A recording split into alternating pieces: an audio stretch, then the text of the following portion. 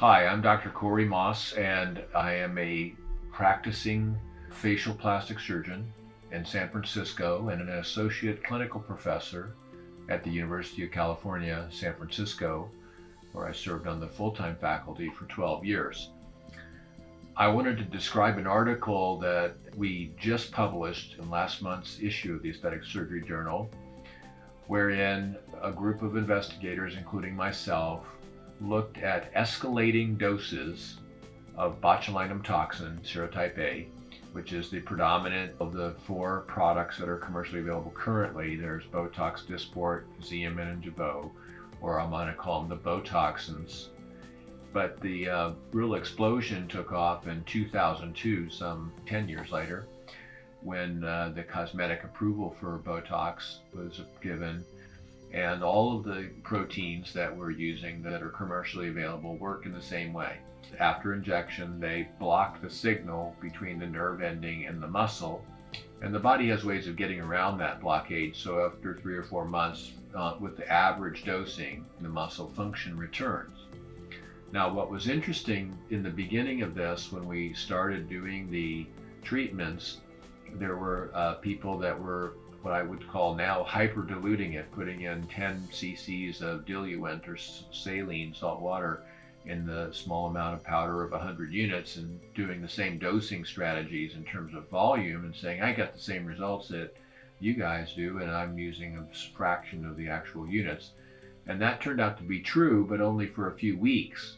So we learned very early in the process, in the early 90s, when I first started talking about this in 92, and then in subsequent papers that came out, that there was a relationship between the dose and the response in terms of smoothing the lines or stopping the muscle from moving as it relates to the duration of effect, not just the smoothing effect, but how long that effect lasted.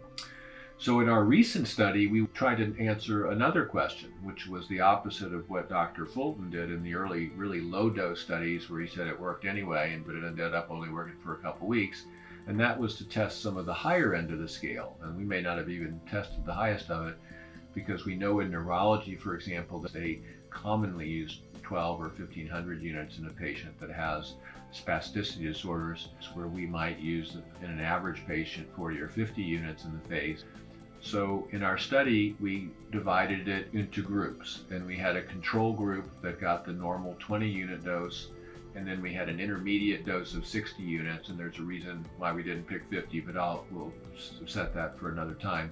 And then we used a 100 unit dose. And we were limited somewhat by the budget and under the grant that we were operating under, but ultimately had 63 patients enroll, and approximately 49 actually completed the entire study. And we had to change in the middle of the study because we found people that were getting the 20 unit dose were lasting 3 or 4 months, and they weren't staying in. They knew they got the placebo or the control group because they lasted 3 or 4 months, and we were asking them to stay as long as the other participants who had gotten doses of 60 or 100 units, and they were still fully corrected. So we, at the very beginning, figured out that if we were going to keep the control group involved, we had to offer patients during that first year after treatment, if they returned to baseline, a retreatment at no cost. So that was an amendment to the ethics board in the process. Without getting into too much detail, it allowed us a couple of things. It allowed us to treat the 20 unit groups as often as we needed to once they returned to baseline, but it also allowed us to treat the higher dosing groups as often as we needed once they returned to baseline. So it didn't offer any bias in terms of, how long the product was lasting, how long the drug effect was lasting in duration. And I think the important things that came out of the study, just to cut to the chase on this, was that it was safe. We had only one incidence of a droopy eyelid, which is an effect that happens in 3% of the original Botox studies.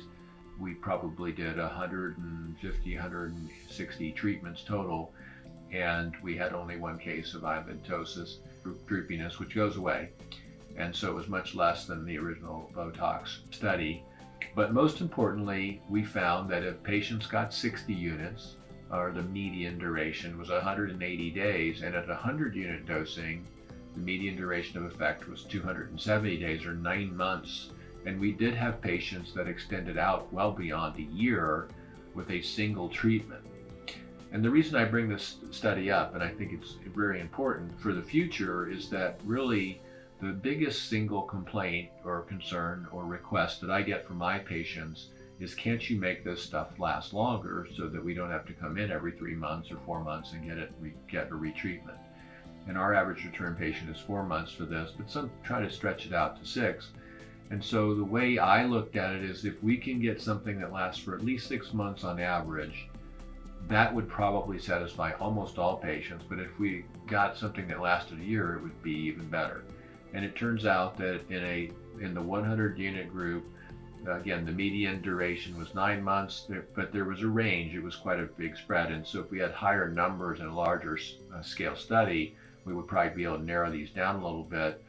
But there were some patients that lasted longer than a year, again, and some patients that were down in the 6 or 7 month range. So there was quite a range around 100 units. And there was quite a range around the 60 unit dose, but the median being 6 months and a year for those two important dosing groups, with tremendous safety.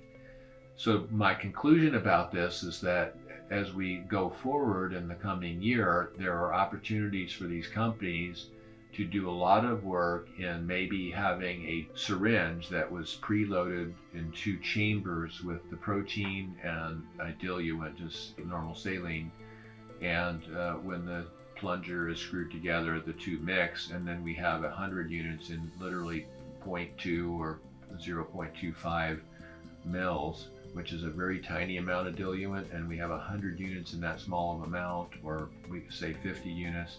And then we could treat an area of indication like the glabella and have patients literally come in twice a year and have full effect at least for 6 months, which I think is really an important development and something that we would look forward to in the coming months and years, that we have a once or twice a year option, or a long acting, if you will, botulinum toxin. So I hope to catch you up on this. This is part of the research center, and we do a lot of that work here. And if you have any questions about our study in the Aesthetic Surgery Journal, please don't hesitate to write me, Dr. Maas at drmaas.com. Thank you for your attention. This is Dr. Maas on Looking Your Best.